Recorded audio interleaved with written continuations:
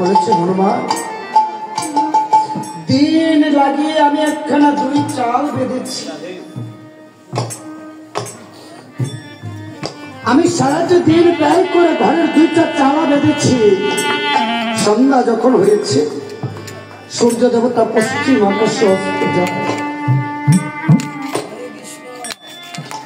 এই সময় কোমর পাড়াতে মেয়েটি তার বাবাকে রেখে রেখে বলছে, বাবা বাবা বাবা গো, বেলা যে চলে যায়, বাসায় একটু আগুন দেবে না বাবা? বেলা চলে যায়, বাসায় একটু আগুন দেবে না বাবা? মাটির দেহগুলো যে পুড়তে হবে।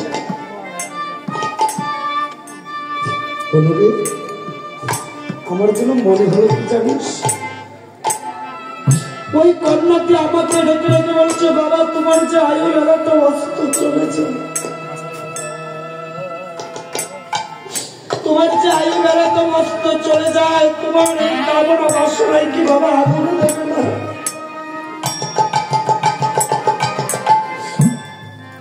যেই কামনার উপরে ঘর করছে হনুমান, আমি দেখলাম কি জানিস, ওই ঘরখানা তুলতে গিয়ে আমার সকাল থেকে সন্ধ্যা পর্যন্ত সময় চলে যায়। সারাটি দিন আমি একটি বারো সাধারণ ভজন করতে পারি।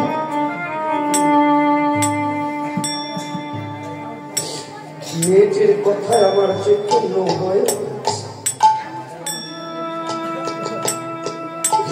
মনে মনে চিন্তা করলাম, যে ঘরখানার জন্য আজ দিন কাটিয়ে দিল,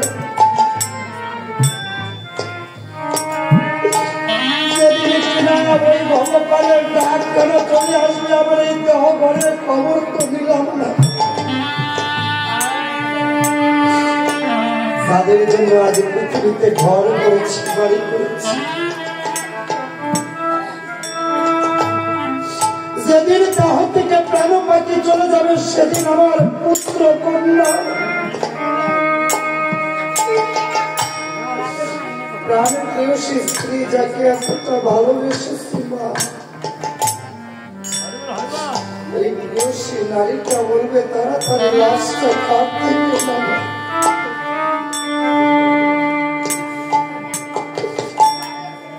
তাড়াতাড়ি লাশটা খাট থেকে নামিয়ে আমার ছেলেগুলো গাওয়ায় গামছা নিয়ে পাড়ায় পাড়ায় গেড়ে গেড়ে বলবে, ওগো তোমরা কি আছো, তাড়াতাড়ি এসো, আমার বাবা মারা গিয়েছে। তোমরা লাশটাকে বাহাতি কর্ম করে যাও না। সেদিন আমার বাড়িতে দলে দলে লোক এসে হরির দলে ধরবে, কেমন করে জানো? হরি হরি বাবা,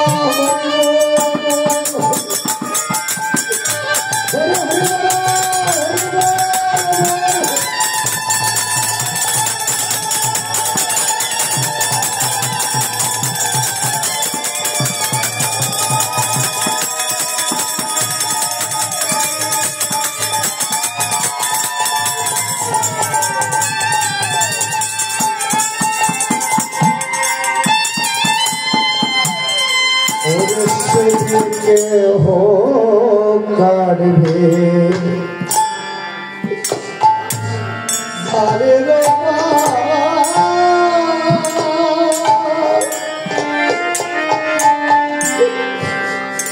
के हो पारा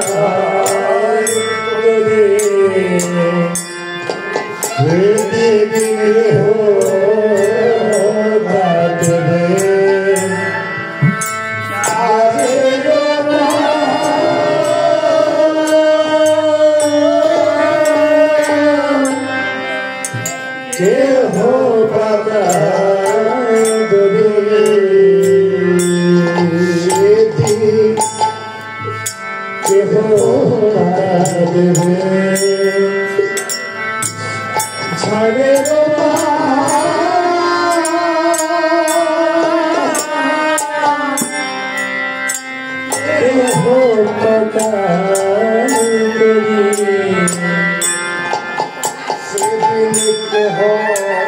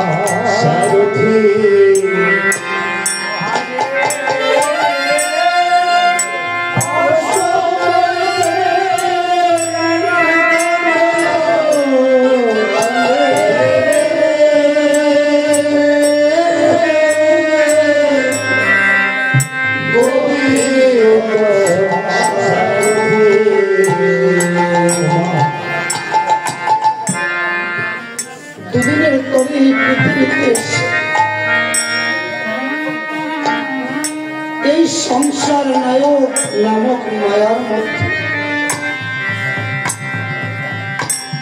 সংসার নামক রঙ্গমঞ্চে বাবা সংসারে আছে।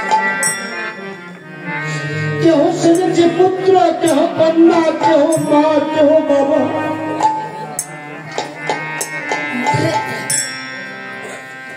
কিন্তু বাবা পৃথিবীর রঙ্গমঞ্চে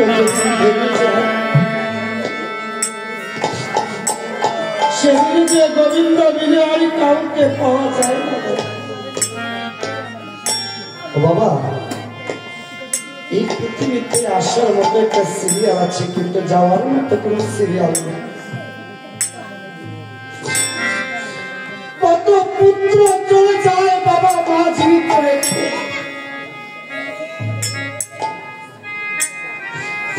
কত কন্যা চলে যায় পিতা মাতা রেখে। কিন্তু দুদিনের জন্য এসে কত অহংকার করছি, বাড়ি নিয়ে ঘর নিয়ে। একবার চিন্তা করি না যেদিন চলে যাবে এই হরিনামের কোনো কিছু যাবে না। তাই তোমার পদকর্তা কি বলেছে জানো না? একা যেতে হবে একা, সঙ্গের সাথে নাই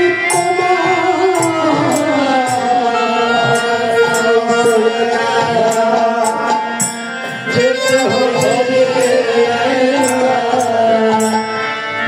সঙ্গের সাথে।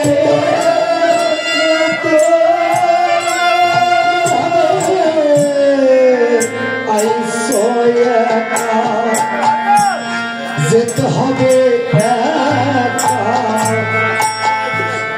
সঙ্গের সাথে নাই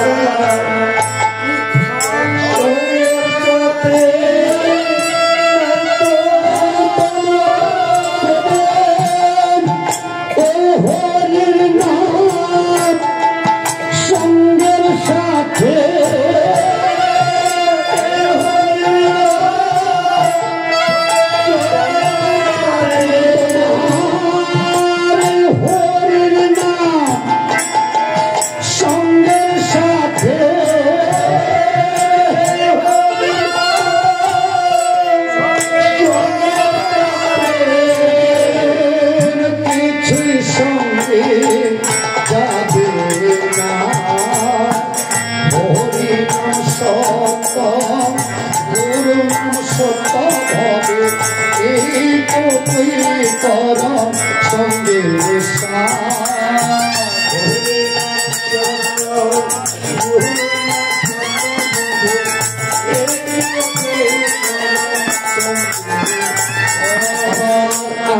যে মুখে হিরণী দিয়ে বলছ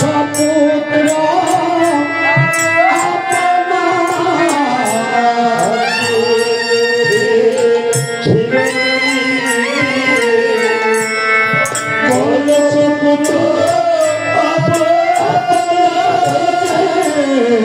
আর যে মুখে হিরণী দিয়ে বলছ পুত্র আপনা যে মুখে হিরণী দিয়ে বলছ পুত্র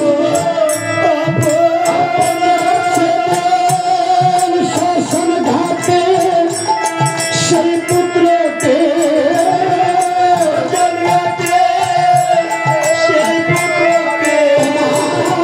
শাসন ঘাটে সেই পুত্রটি মুখে দেবে আগুনে খায়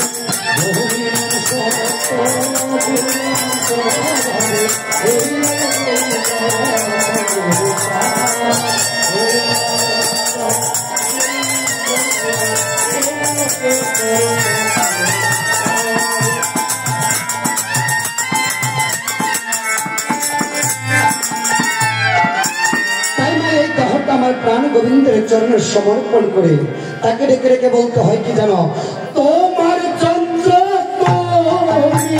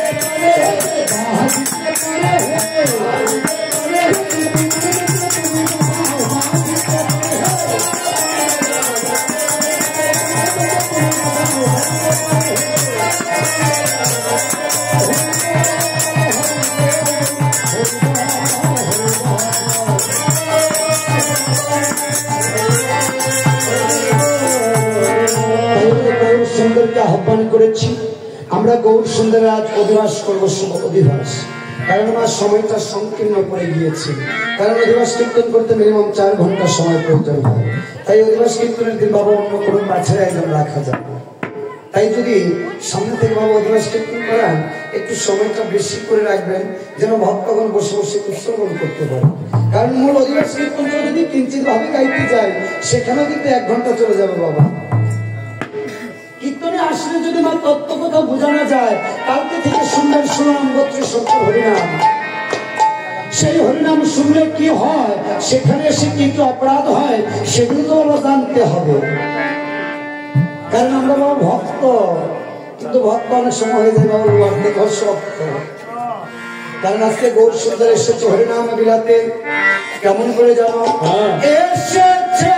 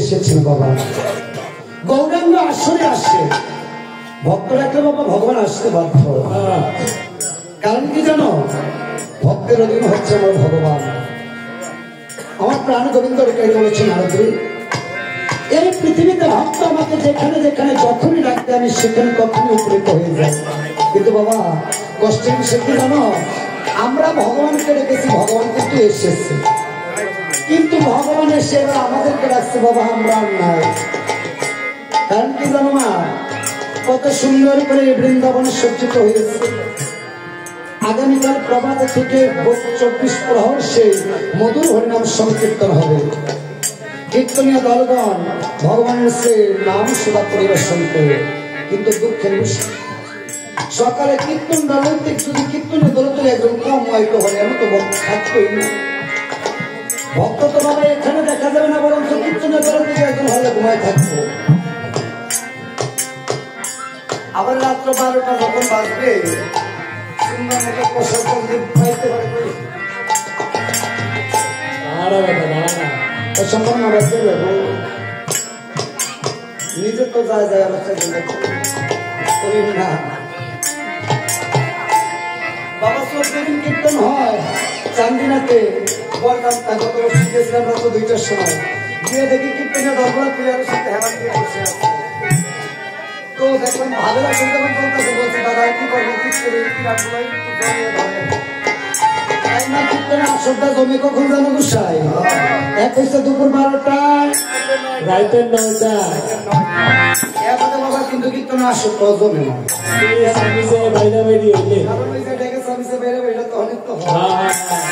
না কীর্তনে বয় তো বয় আবার চায়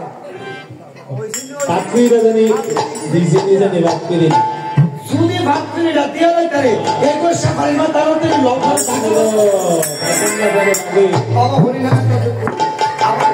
আসে বসতে পারলে মা সুন্দর মতো 2-4 মা যদি এক করে হয় সরন্ডি কত মিল লাগে পাই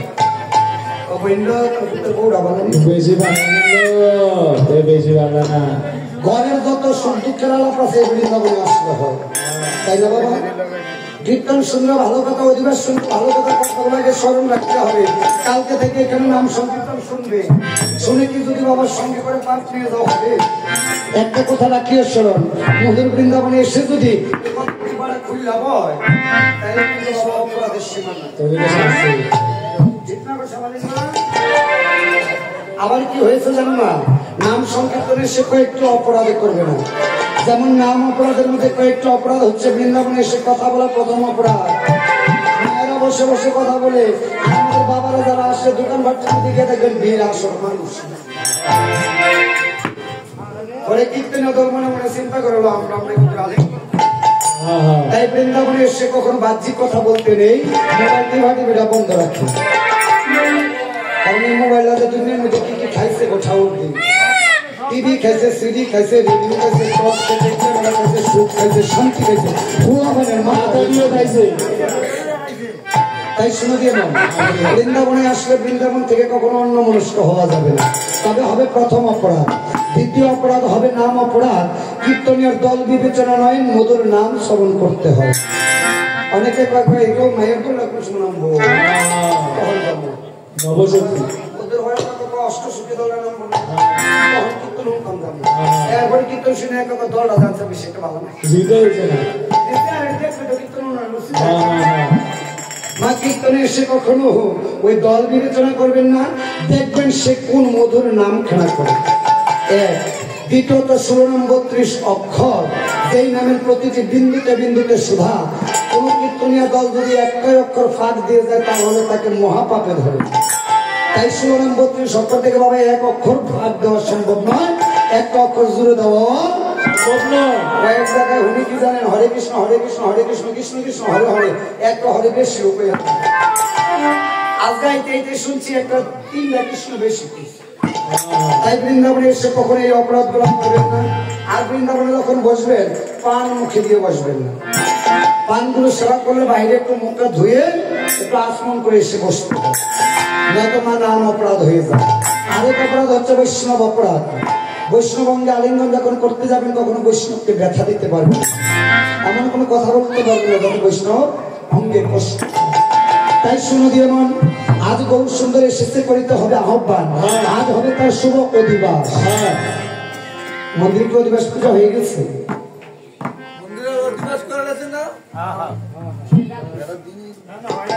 অধিবাস না হলে অধিবাসে বসতে পারেন, আমরা অধিবাসে প্রবেশ করবে। তাই আজ গৌর সুন্দর এসে হরিনাম সংকীর্তন বিলাবে। কেমন করে দেখো মা এই অধিবাস কীর্তন কেন, সেই কথাই এই অধিবাসে রয়েছেন।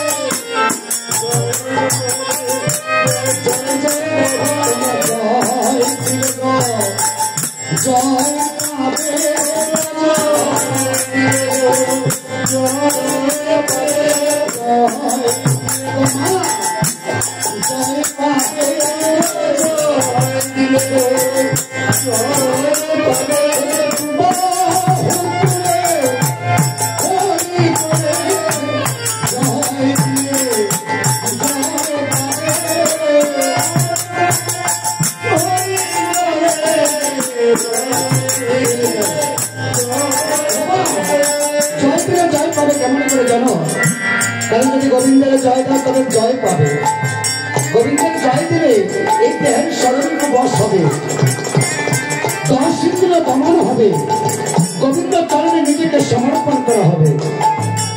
আর এই পৃথিবীতে একবার যে তার এই দেহটাকে গোবিন্দের চরণে সমর্পণ করতে পেরেছে, তার এই দেহের আমাকে ভগবতী থাকে। যারা কিনা পরম বৈষ্ণব দেখবে তাদের কখনো রোগ ব্যাধি হয় না। তাই তো বলেছেন জয় দিলে জয়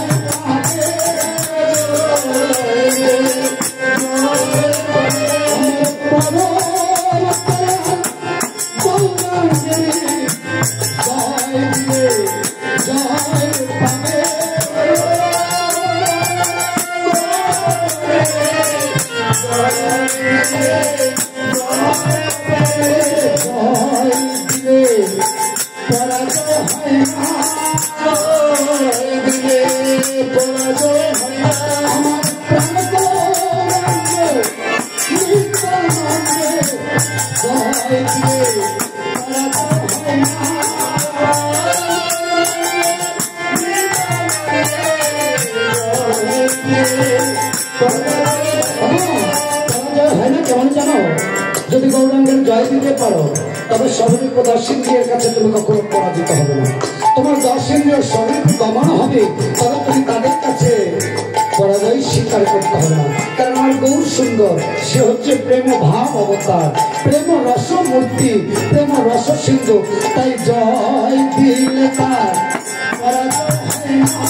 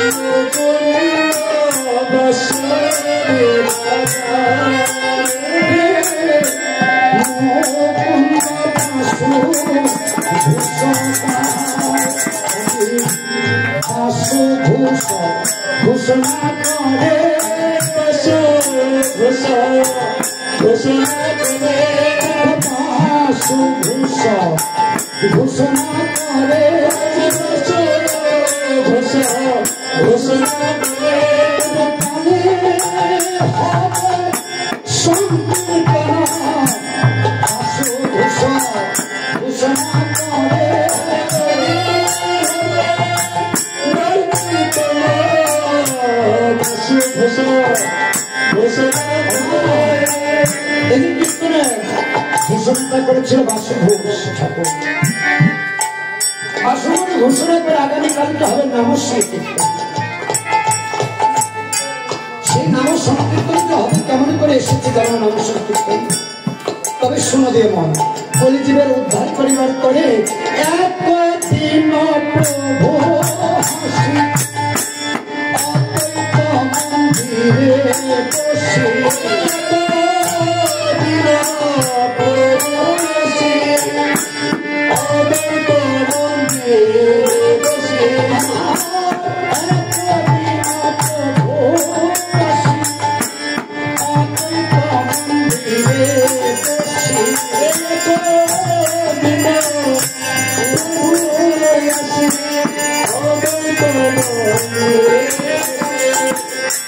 মহোৎসবে করিল বিধান আজ মহোৎসবে করিল বিধান মহোৎসবে করিল বিধান আজ মহোৎসবে করিল বিধান আমার করে হয়তো দিকে উদ্ধার করিবার করে গৌর সুন্দর অদ্বৈত মন্দিরে গিয়ে প্রবেশ করেছেন, কারণ ওইটা অদ্বৈত ঠাকুর স্বপ্ন দেখেছিল। অদ্বৈত ঠাকুর তো স্বপ্ন দেখেছিল আজ যুগের সৌভাগ্য উদয় হয়েছে, তাই ভক্তের মনোবাসনা পুরাইতে আমার গৌর সুন্দর অদ্বৈত মন্দিরে প্রবেশ করেছেন। কেন জানো? কারণ আমার গৌর সুন্দর ভগবান ডেকে ডেকে বলেছেন, ওরে ভক্ত আমার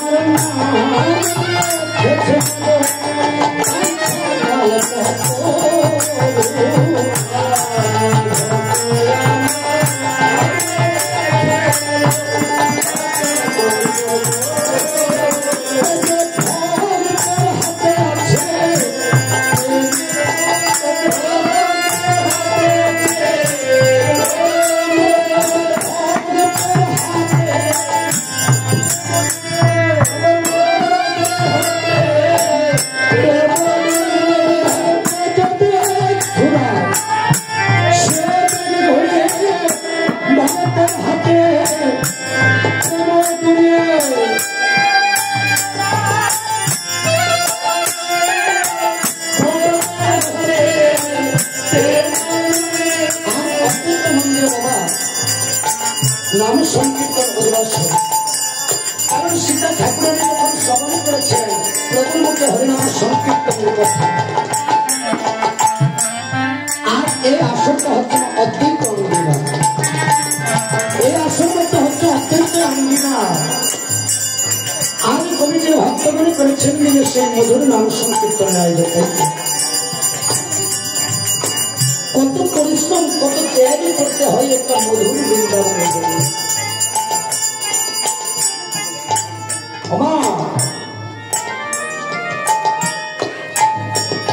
এই কলেজের নাম সংকীর্তন লক্ষ কোটি টাকা খরচ করলে তুমি বাবা বিফল যায়, কেমন করে যাবো? কারণ একদিন যমরাজ ধর্মপুত্র যুধিষ্ঠিরের ভাই অর্জুনকে জিজ্ঞাসা করেছিলেন, অর্জুন বলো তো দেখি এই পৃথিবীতে একটা ছোট্ট আংটির ভিতর দিয়ে ঘোড়া অনায়াসে যায়, কিন্তু বাবা ঘোড়ার লেজটা যায় না। অর্জুন প্রশ্ন উত্তর দিতে পারে। আর ভীমকে ডেকে বলেছিল, তোমাকে জানো অধিকার, তুমি এই পৃথিবীতে সবচেয়ে বলশালী, 100 হস্তির জন্য তোমার শরীরে। বলো দেখি এক কলস দুধে 7 কলস ভরে, কিন্তু আমার 7 কলস দুধে 1 কলস ভরে না। মা কতগুলা বলে দিবে ধর্মপুত্র যুধিষ্ঠির বলছেন, তোরা কি পারিস কি? বলছে না, আমরা পারিনি, তাই তো আমাদেরকে এমনিভাবে পাথর করে দেওয়া হয়েছে। এবার আমার ধর্মপুত্র যুধিষ্ঠির গিয়েছেন বররূপী ধর্মরাজের কাছে। যমরাজের আরেক নাম কিন্তু বাবা ধর্মরাজ। বররূপী ধর্মরাজের কাছে গিয়ে রেখে বলেছে, ও ধর্মরাজ, আমি কি প্রশ্ন করেছিল? বলছিল তোমার ভাই অর্জুনকে আমি প্রশ্ন করেছিলাম, একটা ছোট্ট আংটির ভেতরে দিয়ে একটা ঘোড়া অনায়াসে যায়, আসে কিন্তু ঘোড়ার লেজটা যায় না। তবে সেটা কি? তোমার ভাই সেটার উত্তর দিতে পারেনি। তুমি পারবে তো? বলছে হ্যাঁ পারবো।